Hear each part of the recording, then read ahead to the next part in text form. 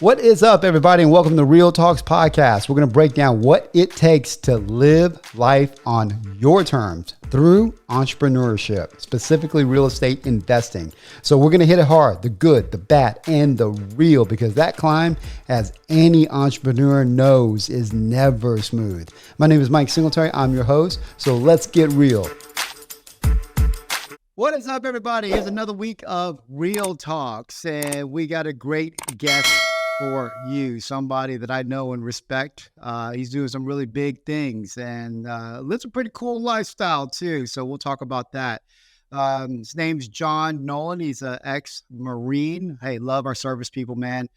Comes from a corporate IT and development background. Started in real estate about 2012 and has successfully navigated hundreds of transactions. He's already accumulated about 120 single-family rentals, which is unbelievably impressive, flips, multifamily investments, and storage, self-storage ventures. But I think that his passion right now is this new project with his wife, Amy. They co-founded a new software called Pete. And I'm super excited to dive into it.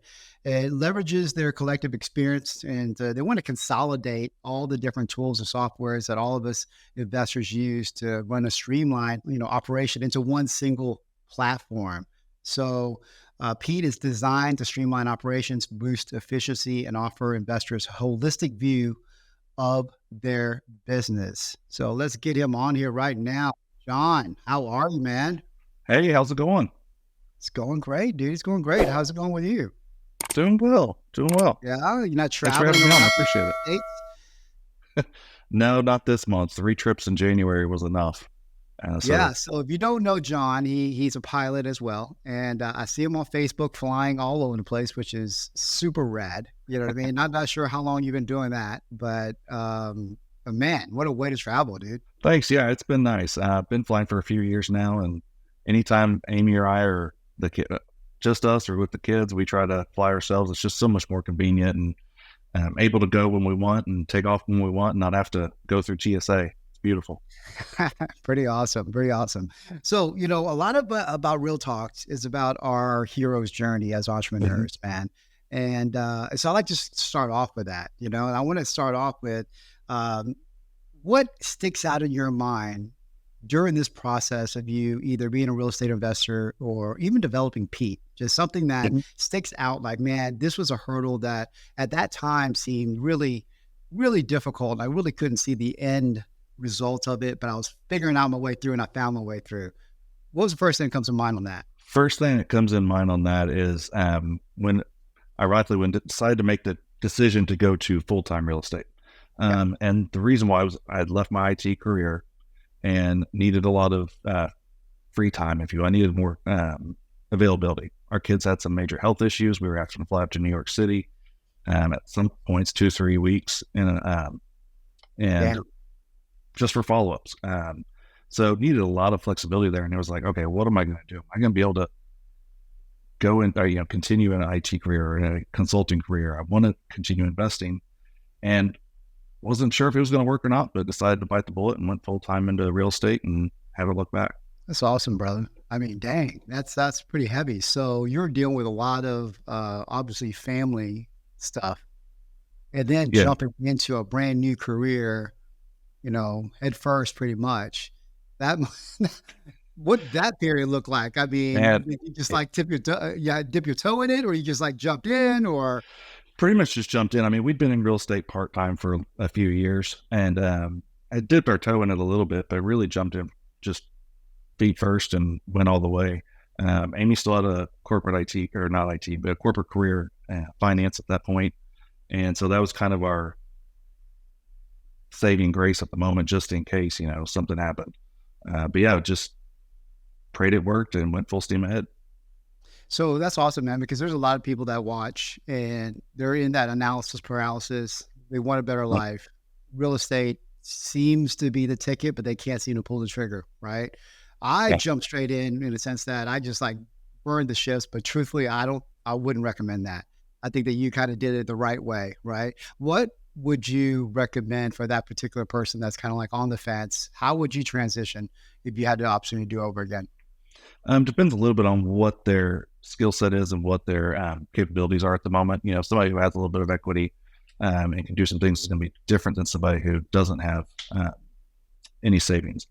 But generally speaking, I would say quit analyzing it way too many times. You know what you need to do. Just take a step forward. Yeah, for sure, man. And then persevere with it, because your first time you may not succeed. Don't bite off more than you can chew. Don't try to do a $2 million flip on your first deal. That's just asking to be just horrible. But make some steps. Get a mentor if you don't have a mentor, and persevere through those what are inevitably going to be some tough times. Yeah, there's no doubt about that. I mean, I think my original mentor told me to wholesale like my first 10 deals. Of course, I didn't want to do that. I wanted to flip right away, and flipped, I think, my third deal, which it wasn't a disaster. I learned a lot, but I think I made like, I don't know, less than I would on a wholesale deal. You know what I mean? Yep. But it was a good learning experience. And just like you said, you're skill stacking. But the one saving grace was that I did bite off more I could chew. It was a normal house. It wasn't like a big flip. So there's a couple of rule of thumbs I have on that. It's like, I stay within my ARV. I stay within my geo that I'm comfortable with. Anytime I get outside of those things, it's a disaster waiting to happen. Yep. There's a reason why you have those parameters in place. Yeah, for sure, man. Well, talk to me about what's going on now, because I know you got a lot going on, man. I mean, talk to me about Pete and with the exciting stuff going on with that. Yeah, thanks. Pete started out as just me not liking inefficiencies in our own companies. At that point, we were wholesaling, we were flipping, we had some rentals, and jumping between a phone system, a CRM, project management over here, and just seeing stuff getting lost in between all of them. And it started as me just kind of trying to bring those in for ourselves. Yeah. Eventually, Amy kind of kept prodding me a little bit of, hey, you can sell this. This will help other people. And finally decided to do that route. And it's been awesome. We've loved the process of creating it. It's been wonderful for us. Our team's been using it for over a year. And it has really streamlined our processes. Actually got rid of our operations manager, and realized after that we didn't need a new operations manager, because most of the things he was doing was right in Pete. No way. So you have zero ops and your CRM runs the whole thing. There's stuff that we have to do a little bit here and there, but for the most part, we put all of our workflows into Pete. So it automates going through the whole, from when we get a lead in initially, whether it's a web lead or somebody calling in, all the way until we're done with that property. If it's a rehab, takes us all the way through the project management, gets us ready to sell it. So talk to me about that, because that's super interesting, because everybody's process is a little bit different. Is it customizable, or what's that look like for you guys? Yeah, it's the processes are customizable. We call them workflows, but instead of just having, drip sequences, certain things could happen. Like if we schedule an appointment, we say that the lead is automatically a qualified lead, because we track whether it's a good lead or a bad lead. Yeah. We update the status and we start those sequences automatically. When the contract is signed, it automatically pushes over, sends emails to the people that need emails, and just makes it so much faster. You have a lot less user error of people forgetting things, or, oh, it was Friday when I got that contract and I forgot to send it to title. Now it's Tuesday. Yeah, we don't have any of that anymore. That's awesome. Are you the developer, or did you? We have a development team. I've done development in the past. I do some development in Pete, but I'm not the primary. I don't have time for that much. Yeah. But it's great that you understand it, because I have a dev team. I don't understand what they say to me half the time. I hired somebody to translate to me what they just said. Hey, nothing wrong with that either. Nothing wrong with that either. I mean, yeah, but just like anything else, I mean, if you understand it, you call bullshit, right? So, so the fact that you had that type of background is amazing. So tell me, because there's a lot of CRMs, right? I mean, and changing CRMs is, especially if you have an established business, is probably the biggest hurdle that you're going to deal with on attracting new clients. Why go to Pete? How do you make that process easier for investors? Walk me through that. Yeah, definitely. And that's a correct assessment of it. I mean, that's a huge undertaking for most people, switching CRMs. Yeah. Especially something like this, where we're not just changing the CRM, but bringing in other things like the phone system and project management. But that's why we do things a little bit differently. We don't just have people sign up online and send them to a few videos or a few help tickets or articles and say, okay, here's how you input leads, here's how you do this. No, we have all that information, but we do an actual custom onboarding with folks, so we can bring their data in, and get it as massaged as possible, because every CRM has a little bit of different stuff in them. Yeah. So we bring those in, and then we help make sure that the workflows are set up the way their business runs, not just the way our template runs.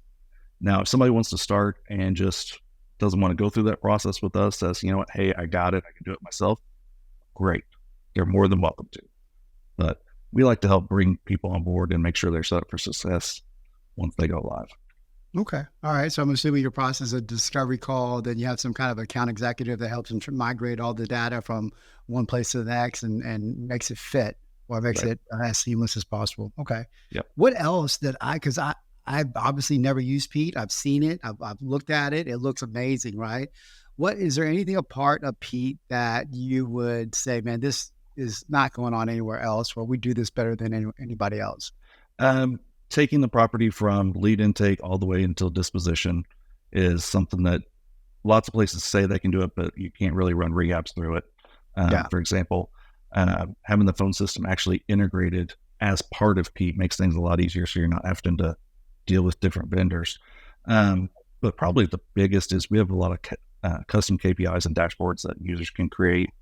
If it's a data point in the system, so, appointment scheduled or cost per lead was greater than this amount or less than this amount, a dashboard can be set up with KPIs for that. So you can see not just what the experts say your KPI should be, but you can over time develop and refine your KPIs to really hone in on what you need to for your business.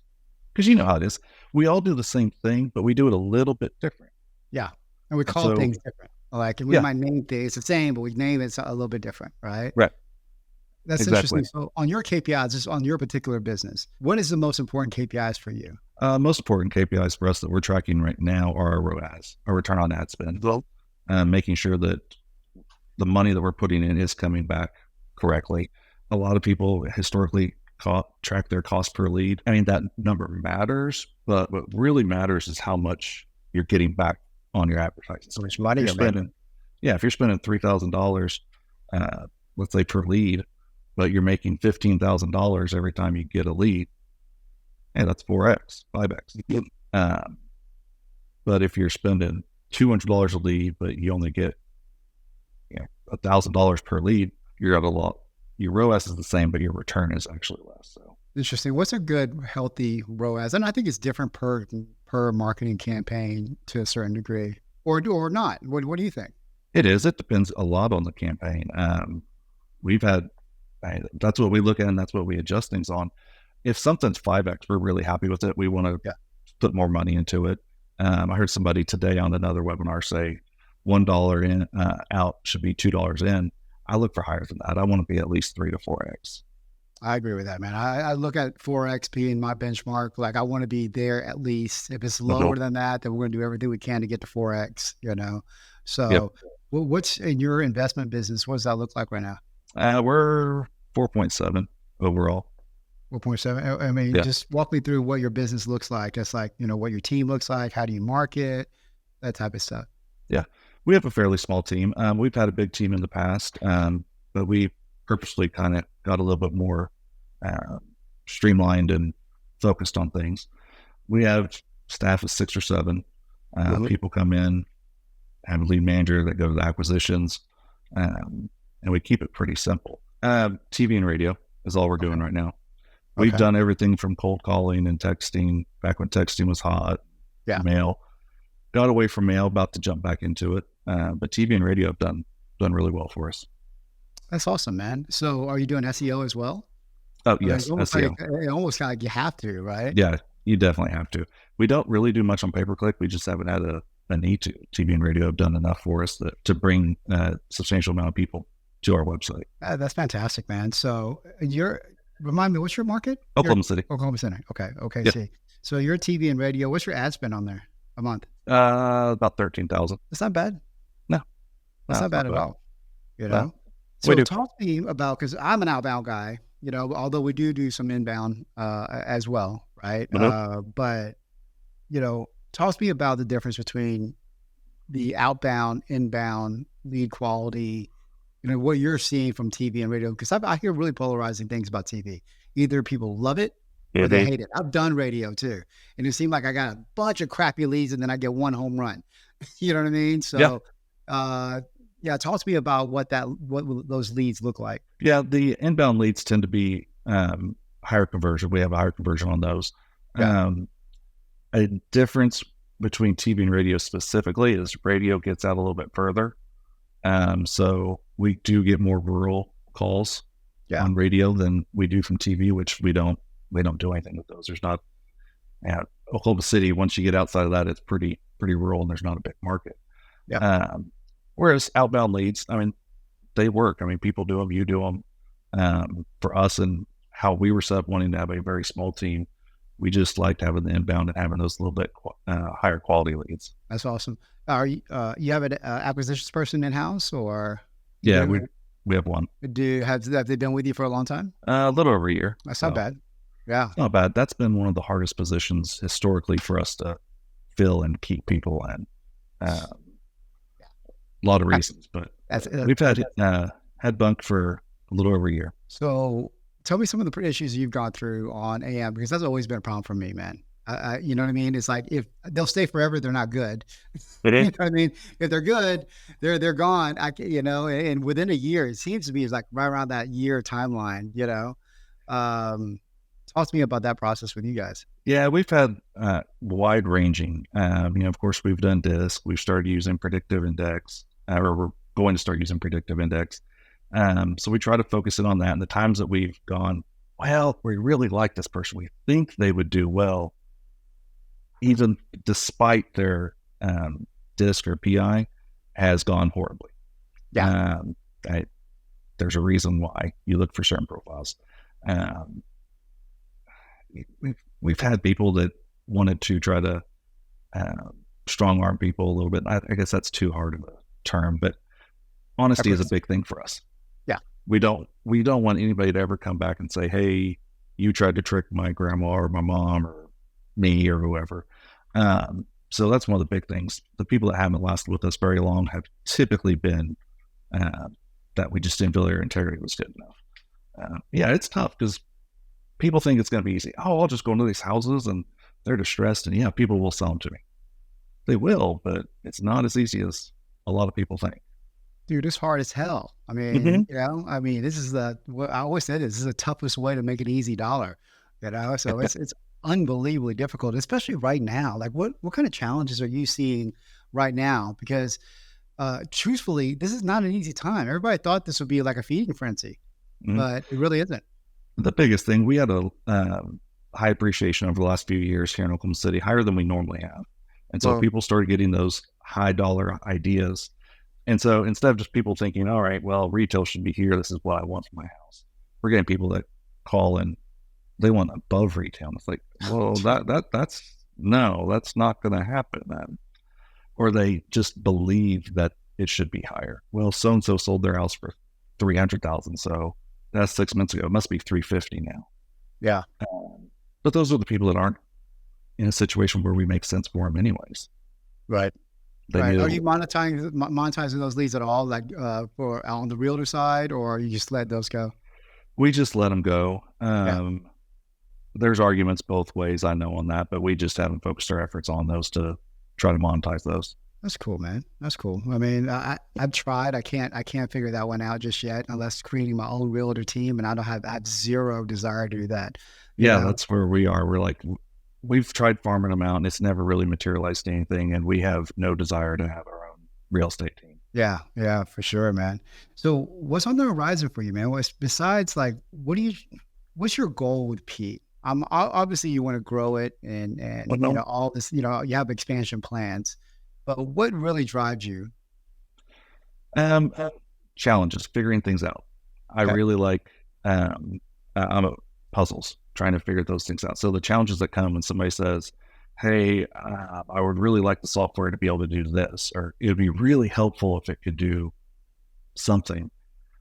What I love is trying to figure out how to make that work and how to make it work well and be repeatable for them through the system.